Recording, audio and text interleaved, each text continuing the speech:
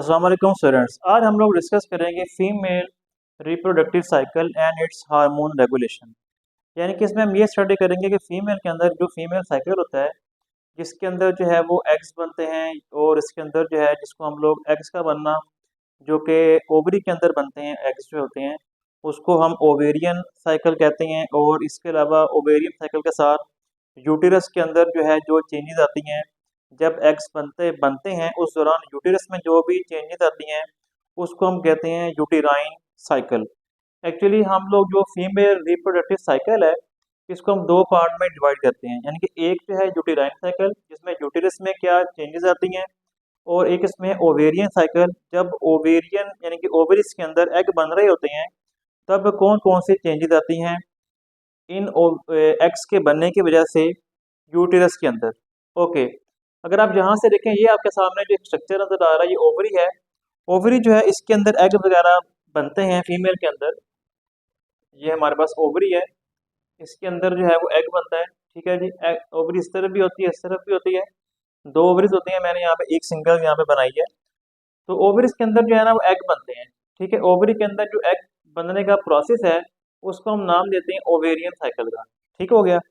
अब ovarian cycle में जब ओवरी के अंदर एग या एग बन रहे होते हैं, जिनको हम लोग फोलिकल्स भी कहते हैं, वो जब फोलिकल या एग जब ओवरी में बन रहे होते हैं उस दौरान अगर आप यहाँ पे देखेंगे यूटिरस है।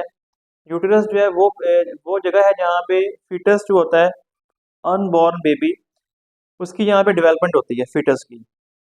उस दौरान ये जो यूटिरस है, ये जो आपका सारा पोर्शन नजर आ रहा है जिसके अंदर फीटस जो है वो मदर की बॉडी के अंदर, या जिसको हम लोग वोम वोम भी कहते हैं, इसके अंदर वो डेवलप कर रहा होता है या जब बाद में डेवलप करता है तो इसमें क्या चेंजेस आती हैं।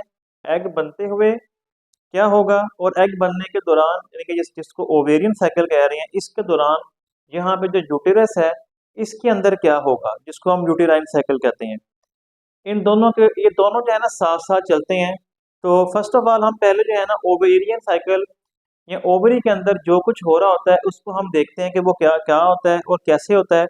उसके बाद फिर हम साथ साथ जो है वो इसके बाद ये जो यूटेराइन साइकिल यूटेरस के अंदर जो भी चेंजेस आती हैं उसको भी अभी हम देखते हैं। ओके, फर्स्ट ऑफ ऑल अगर हम बात करें, यहाँ पे आप देखें, ये जो यहाँ पे आपको ओवरी नजर आ रही है ये वाली, इस ओवरी के अंदर ना बहुत सारे एग बनते हैं जिनको फोलिकल कहते हैं। इस ओवरी को यहाँ पे हमने जो है ना वो बड़ा कर लिया साइज के अंदर। ओके, अब ये सारी की सारी ओवरी है, इसमें हम देखेंगे फोलिकल या एग किस तरह बनता है।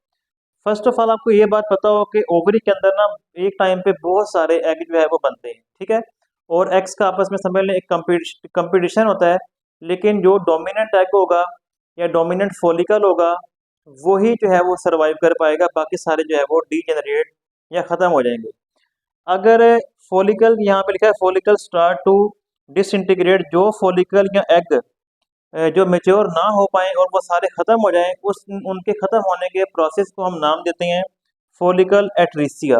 ठीक है, फोलिकल एट्रीसिया या एट्रीसिया कहते हैं, जिसमें बाकी तमाम फोलिकल ख़त्म हो जाएंगे और एक फोलिकल जो कि मेच्योर हो पाएगा और एग बन पाएगा, प्रॉपर मेच्योर हो जाएगा, वो फोलिकल जो है वो सिर्फ बच पाएगा, बाकी सारे ख़त्म हो जाएंगे। और तमाम जो ख़त्म हो जाएंगे उसको हम क्या नाम देते हैं, फोलिकल एट्रीसिया। अब जो बचेगा एग वो हम देखते हैं कि वो किस तरह ओवरी के अंदर बनता है। फर्स्ट ऑफ ऑल यहाँ पे आपको ये पता हो कि हमारा जो है ना हाइपोथैलेमस से एक हार्मोन निकलता है जिसको बोलते हैं gonadotropic hormone from, sorry, from hypothalamus. यहाँ पे आना है from hypothalamus.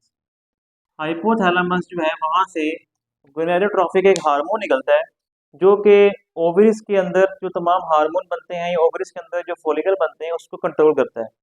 First of all gonadotropic एक हार्मोन हाइपोथैलेमस से रिलीज होगा और ये पिट्यूटरी ग्लैंड से एफएसएच फॉलिकल स्टिमुलेटिंग हार्मोन को रिलीज करवाएगा। ठीक हो गया। हम लोग क्या करते हैं, हम लोग इस साइकिल को जो है ना, जो कि हमारे पास ये ओवेरियन साइकिल है और जो मेंस्ट्रुअल साइकिल है, इसको हम लोग 1 से लेके 28 डेज तक जो है ना वो हम डिवाइड करते हैं। ठीक है ना, ये 1 से लेके 28 डेज यानी कि 1 मंथ के अंदर ये सारा प्रोसेस होता है। तो इसको हम देखते हैं। फर्स्ट ऑफ ऑल समझ लें कि जो हमारे पास एफएसएच है ये जो है होगा ना स्टार्ट में जो है ना, ये समझ लें कि हम लोग जो है ना पहले जो स्टडी कर रहे हैं हम पहले ये देखेंगे यहाँ पे एग जो है ना किस तरह बनता है। ये एग जो है वो किस तरह बनता है। एग के बनने का जो प्रोसेस है ना, इसको हम कहते हैं इसको 3 पार्ट में डिवाइड किया हुआ है। पहली फेज़ होती है, पहली फेज़ का नाम है पहली फेज़ का नाम है मेंस्ट्रुअल फेज़, ठीक है? जिसके अंदर जो है पीरियड्स आते हैं फीमेल को। उसके बाद सेकंड फेज़ होती है जिसको बोलते हैं प्रोलिफेरेटिव फेज़, जिसके अंदर जो है वो एग बनते हैं। इनके जो नेम्स हैं वो यहाँ पे लिख देता हूँ। ये यहाँ पे बिल्कुल लिखे हुए हैं, यहाँ पे ये देखें। इसमें फर्स्ट फेज़ जो है ना 1 से लेकर 5 डेज़ तक इसको बोलते हैं मेंस्ट्रुएशन। उसके बाद जो फेज़ है इसको बोलते हैं प्रोलिफरेशन, जिसके अंदर एग बनता है। और उसके बाद जो है इसको सेक्रेटरी फेज़ कहते हैं, जिसके अंदर यूटेरस जो होता है वो बिल्कुल अपने आप को प्रिपेयर कर लेता है। अगर वहाँ पे जो है वो ज़ाइगोट वगैरह ने इम्प्लांट होना है या एम्ब्रियो ने अगर वहाँ पे इम्प्लांट होना है, तो ये 3 पार्ट्स में हम डिवाइड कर देते हैं। अब हम जो है ना, जो ये वाला मेंस्ट्रुएशन है इसको हम बाद में पढ़ेंगे। पहले हम डे समझ लें डे 14 तक जो कुछ हो रहा है ना, जिसको बोलते हैं प्रोलिफेरेटिव फेज़, हम उसको यहाँ पे पहले स्टडी कर रहे हैं, ठीक है? 1 से लेकर 5 तक ये आपको मैं बाद में बताऊंगा। पहले हम डे प्रोलिफेरेटिव फेज़ पढ़ रहे हैं, ठीक है? इसमें एग बनेगा। ये डे 6 से लेके 14 तक ये काम चलेगा, इसको बोलते हैं प्रोलिफेरेटिव फेज़। अब आप देखें यहाँ पे डे 6 से मैं ये बात कर रहा हूँ। ये जो है ना एफएसएच जो होगा ये काफ़ी ज़्यादा जो है ना वो डे 6 के बाद इसकी जो सिक्रेशन है ना वो होना शुरू हो जाएगी। डे 6 के बाद जो है ये बनना शुरू हो जाता है और काफ़ी ज़्यादा ये बनता है। जब फॉलिकल स्टिमुलेटिंग हार्मोन बनता है ना, तो इससे क्या होता है, इससे जो है ना ये जो एग होते हैं या जो फॉलिकल होते हैं वो डेवलप होना शुरू होते हैं। होता क्या है कि फर्स्ट ऑफ ऑल आपको यहाँ पे नज़र आ रहा है, इसको बोलते हैं प्राइमरी फॉलिकल। प्राइमरी फॉलिकल क्या चीज़ है, इसके अंदर एक यहाँ पे एग एग पड़ा हुआ है। ये एग जो है वो इसके अंदर डेवलप हो रहा है और इसके ऊपर एक सेल्स की लेयर होती है, इनको हम बोलते हैं फॉलिक्यूलर सेल। यहाँ पे आप देखें ये जो फॉलिकल है मजीद बड़ा हो रहा है, इसके अंदर जो सेल की लेयर है जिनको हम फॉलिक्यूलर सेल कहते हैं वो जो है ग्रो कर रही हैं। डबल लेयर उनकी हो गई है या ट्रिपल लेयर हो जाएगी, इसको हम नाम देते हैं ग्रोइंग फॉलिकल का। उसके बाद ये जो फॉलिकल है ये मजीद जो है वो डेवलप होगा और डेवलप होने के बाद इसकी शेप ख़ास तौर पे इस तरह की बन जाएगी, यहाँ पे कैविटीज बन जाती है।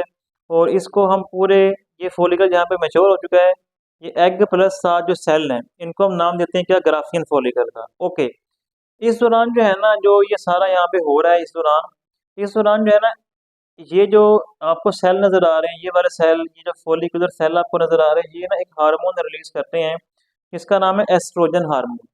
एस्ट्रोजन हार्मोन जो होगा इसकी जो है ना सिक्रेशन जो है ना काफ़ी ज़्यादा हो रही होती है। एस्ट्रोजन हार्मोन से क्या होता है, एस्ट्रोजन हार्मोन क्या करता है, मैं आपको अभी इसके बाद बताऊंगा कि ये क्या करता है। पहले आप ये अपने बात माइंड में रखनी है कि इसके दौरान जब ये फॉलिकल मेच्योर हो रहा होता है, ग्राफियन फॉलिकल के बनने तक, ग्राफियन फॉलिकल एक मेच्योर फॉलिकल है, इसके बनने तक एस्ट्रोजन भी साथ रिलीज हो रहा है, ये वाले सेल रिलीज कर रहे हैं, ठीक है ना? ओके, उसके बाद क्या होगा, ये जो एग होगा यहाँ से एग जो है ना ये रिलीज हो जाएगा, ठीक है? एग जब रिलीज होगा, एग के रिलीज होने को हम बोलते हैं ओव्यूलेशन। एग मेच्योर होकर रिलीज हो गया, इसको बोलते हैं ओव्यूलेशन। और ओव्यूलेशन का मतलब क्या है, एग का रिलीज होना। ओके, अब एग के रिलीज होने के बाद बाकी जो ये मैस ऑफ सेल बच जाएगा ना, इसको हम बोलते हैं कॉर्पस ल्यूटियम।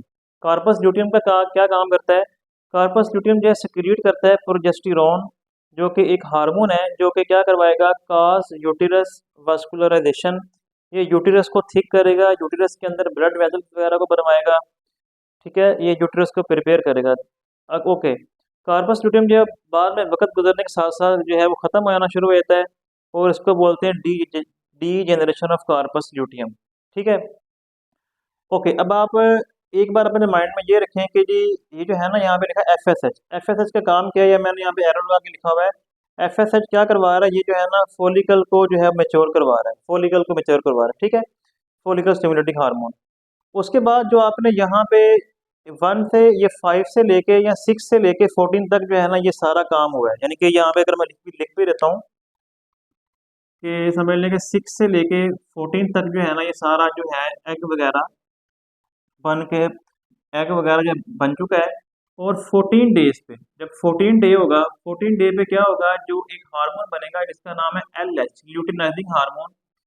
ये हार्मोन क्या करेगा, काज ओव्यूलेशन। ये जो है ना इस एग को ना, जो मैंने अभी बताया कि एग यहाँ से रिलीज होगा, ये एग 14 डे पे रिलीज होता है और ये एलएच हार्मोन जो है अचानक से बहुत ज़्यादा रिलीज होगा और इसके रिलीज होने की वजह से ये जो एग है यहाँ से एग भी रिलीज हो जाएगा, यानी कि एलएच हार्मोन जो होगा वो इस एग को रिलीज करवाता है डे 14 के ऊपर, ठीक हो गया? अच्छा, अब आप जरा यहाँ पे आ जाए, यहाँ पे लिखा हुआ है जो 1 से लेके 14 तक आपको एस्ट्रोजन हार्मोन दिखाया गया है।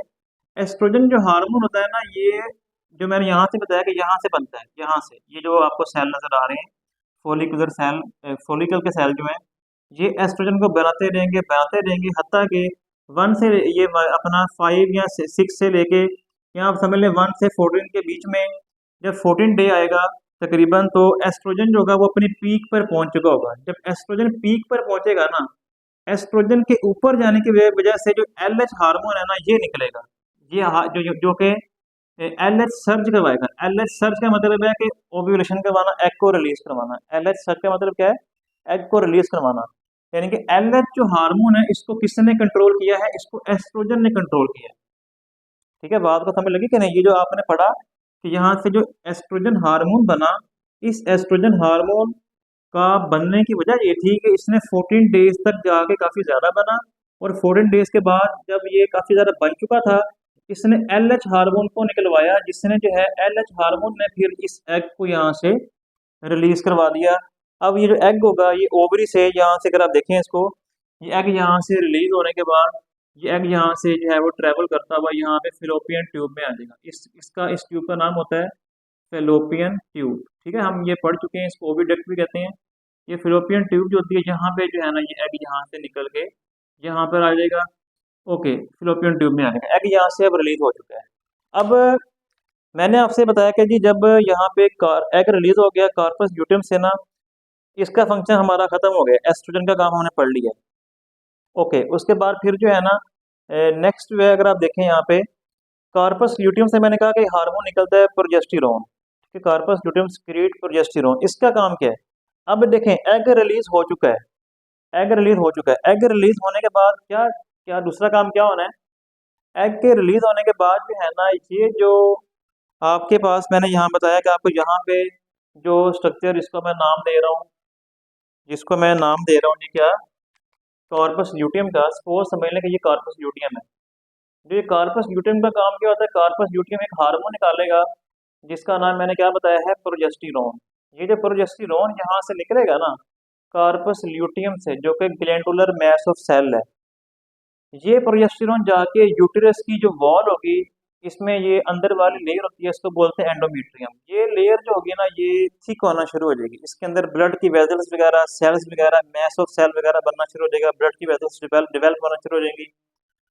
इन वेजल्स का या इस यूटेरस का थिक होना, इस एंडोमेट्रियम का थिक होना, जो कि अंदर वाली लेयर है यूटेरस की, इसका मकसद ये है कि अगर यहाँ से सपोज कि एग आ रहा है, ठीक है ना, एग अगर यहाँ तक पहुँच जाए, अगर इस एग को फर्ज करें, अगर इस एग को एक स्पर्म जो होगा वो अगर फर्टिलाइज कर दे, ठीक है, तो फर्टिलाइज करने के बाद ये एग को, स्पर्म और एग मिलके क्या बन जाएगा? जाइगोट बन जाएगा। जाइगोट, उसके बाद एम्ब्रियो बनेगा। अब वो एम्ब्रियो यहाँ पे आके इम्प्लांट होना है। वो एम्ब्रियो यहाँ पे आकर क्या होना है? इम्प्लांट होना है। यूटेरस की जो वॉल है, जिसका नाम एंडोमेट्रियम, इसके अंदर आके एम्ब्रियो में लगना होता है। अगर स्पर्म आता है इन केस, ठीक है ना, अगर, तो फिर यहाँ पे स्पर्म और जाइगोट मिलके एम्ब्रियो बन के, ये एम्ब्रियो यहाँ पे जो है ना, वो क्या हो जाएगा? इम्प्लांट हो जाएगा। यहाँ पे एम्ब्रियो है, एम्ब्रियो यहाँ पे इम्प्लांट हो जाएगा। ओके, ठीक है जी। तो इसलिए जो है ना, प्रोजेस्टेरोन निकला कि अगर यहाँ पे स्पर्म इन केस आता है, तो ये जो है वो दोनों मिलके जाइगोट बन के, एम्ब्रियो बन के यहाँ पे लग जाए, जिसको हम कहते हैं कि फीमेल ने कंसीव कर लिया है, या प्रेगनेंसी जो है वो प्रेगनेंसी हो गई है। अगर ये एंडोमेट्रियम ठीक ना होता, यानी कि कार्पस ल्यूटियम प्रोजेस्टेरोन ना निकालता, और ये जो है यहाँ पे एंडोमेट्रियम की थिकनेस ना होती, तो अगर यहाँ पे सपोज के स्पर्म आता, जाइगोट यहाँ बन जाता एग और स्पर्म के मिलने से, तो यहाँ पे ये अगर ठीक ना होता, तो ये इस एम्ब्रियो ने यहाँ पे लग ही नहीं पाना था, इसने इम्प्लांट नहीं हो पाना था, जिससे प्रेगनेंसी नहीं हो पानी। तो इसलिए बाय नेचर जो होता है, ये हार्मोन बनता है नॉर्मली, और यहाँ पे ये सारा जो है एंडोमेट्रियम थिक होती है, ये इसका काम था प्रोजेस्टेरोन का। ठीक हो गया? तो यहाँ पे जो है ना, ये सारा आप लोगों ने पढ़ लिया। ओके, ये सारा ओवेरियन साइकिल आपने जो है ना पढ़ लिया। इसके साथ आपने ये भी देखा यहाँ पे कि जब ओवरी के अंदर ये जो जब एग बन रहा था, उस दौरान जो है वो क्या हुआ। ओके, अब जो यहाँ पे जो इसकी जो है ना, देखें, आपने दो चीज़ें यहाँ पढ़ ली हैं। एक आपने ये पढ़ा कि जब ओवरी के अंदर ये सारा एग बन रहा था, इसको हम नाम देते हैं प्रोलिफरेशन का। ठीक है, प्रोलिफरेशन के बाद जो यहाँ पे लिखा हुआ है जी क्या, सिक्रेटरी फेज जो है, सिक्रेटरी फेज में क्या होता है, इसमें बहुत ज़्यादा जो प्रोजेस्टेरोन वो निकलता है। अगर आप यहाँ पे देखें, मैंने दिखाया हुआ है कि प्रोजेस्टेरोन डे 14 के बाद बहुत ज़्यादा निकलता है। कार्पस ल्यूटियम में से प्रोजेस्टेरोन ये वाला बहुत ज़्यादा निकलता है। और इसके दौरान क्या होता है, जो ये यूटेरस है बहुत ज़्यादा थिक हो जाता है। तो यहाँ पे जो आपको ये वाली सारी चीज़ दिखाई गई है, ये आपको यूटेरस की थिकनेस दिखाई गई है। ये यूटेरस जो है वो थिक हो रहा है, यूटेरस जो है वो क्या हो रहा है, यहाँ पे थिक हो रहा है। ठीक है, ये डे देखें 14 के बाद 28 तक यूटेरस थिक हो रहा है। इसको सिक्रेटरी फेज भी कहते हैं, क्योंकि इसमें बहुत ज़्यादा जो है प्रोजेस्टेरोन सिक्रेट हो रहा है, जिससे यूटेरस वगैरह थिक हो रहा है, ये सारी जगह थिक हो रही है, एंडोमेट्रियम थिक हो रही है। ठीक हो गया। तो आप लोगों ने प्रोलिफरेशन भी पढ़ ली, जो कि 6 से लेके 14 डे तक हुई। उसके बाद जो है आपने सिक्रेटरी फेज, जिसमें प्रोजेस्टेरोन वगैरह सिक्रेट हो रहा है, और यहाँ पे एंडोमेट्रियम सारी जो है वो थिक हो रही है, ये सारा आपने पढ़ लिया, ताकि यहाँ पे अगर एम्ब्रियो लगना है तो वो आगे लग जाए। तो ये सारा कुछ होने के बाद ये आपने इसका फंक्शन पढ़ लिया। ये जो आपको छोटा सा ग्राफ दिखाया गया है, एस्ट्रोजन क्यों बना और इसने क्या करवाया, ये सारा आपने पढ़ लिया। और ये जो प्रोजेस्टेरोन था, ये यहाँ पे 14 डेज के बाद जाकर काफ़ी ज़्यादा बनना शुरू हो गया। इसने ये सारा ये वाला काम करवा दिया, थिकनेस करवा दी। तो ये सारा आप लोगों ने पढ़ लिया, ये सारा ग्राफ भी आप लोगों ने समझ लिया।